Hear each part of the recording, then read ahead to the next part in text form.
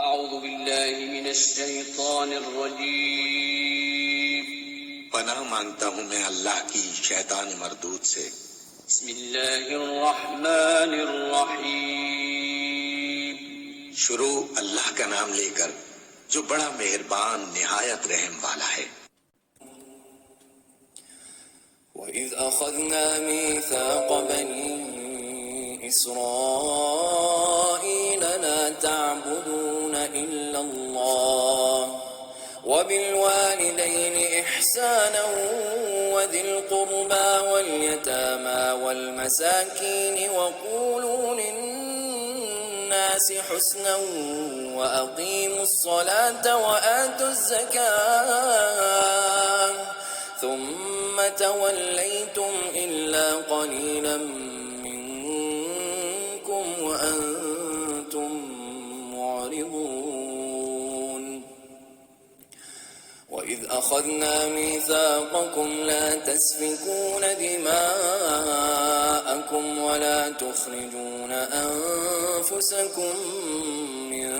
دياركم ثم أقررتم وأنتم تشهدون ثم أنتم هؤلاء تقتلون أنفسكم وتخرجون فريقا منكم من ديارهم تظاهرون عليهم بالإثم والعدوان وإن يأتوكم أسارى تفادوهم وهو محرم عليكم إخراجهم أفتؤمنون ببعض الكتاب وتكفرون ببعض فما جزاء من يفعل ذلك منكم إلا خزي في الحياة الدنيا ويوم القيامة يردون إلى أشد العذاب وما الله بغافل عما تعملون أولئك الذين اشتروا الحياة الدنيا بالآخرة فلا يخفف عنهم العذاب ولا هم ينصرون۔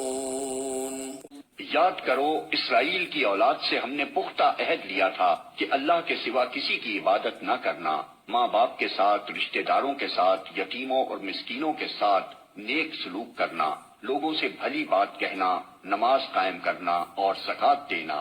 مگر تھوڑے آدمیوں کے سوا تم سب اس عہد سے پھر گئے اور اب تک پھرے ہوئے ہو۔ پھر ذرا یاد کرو ہم نے تم سے مضبوط عہد لیا تھا کہ آپس میں ایک دوسرے کا خون نہ بہانا اور نہ ایک دوسرے کو گھر سے بے گھر کرنا۔ تم نے اس کا اقرار کیا تھا، تم خود اس پر گواہ ہو، مگر آج وہی تم ہو کہ اپنے بھائی بندوں کو قتل کرتے ہو، اپنی برادری کے کچھ لوگوں کو بے خانما کر دیتے ہو، ظلم و زیادتی کے ساتھ ان کے خلاف جگہ بندیاں کرتے ہو، اور جب وہ لڑائی میں پکڑے ہوئے تمہارے پاس آتے ہیں تو ان کی رہائی کے لیے فدیے کا لین دین کرتے ہو، حالانکہ انہیں ان کے گھروں سے نکالنا ہی سرے سے تم پر حرام تھا۔ تو کیا تم کتاب کے ایک حصے پر ایمان لاتے ہو اور دوسرے حصے کے ساتھ کفر کرتے ہو؟ پھر تم میں سے جو لوگ ایسا کریں ان کی سزا اس کے سوا اور کیا ہے کہ دنیا کی زندگی میں ذلیل و خوار ہو کر رہیں اور آخرت میں شدید ترین عذاب کی طرف پھیر دیے جائیں۔ اللہ ان حرکات سے بے خبر نہیں ہے جو تم کر رہے ہو۔ یہ وہ لوگ ہیں جنہوں نے آخرت بیچ کر دنیا کی زندگی خرید لی ہے، لہٰذا نہ ان کی سزا میں کوئی تخفیف ہوگی اور نہ انہیں کوئی مدد پہنچ سکے گی۔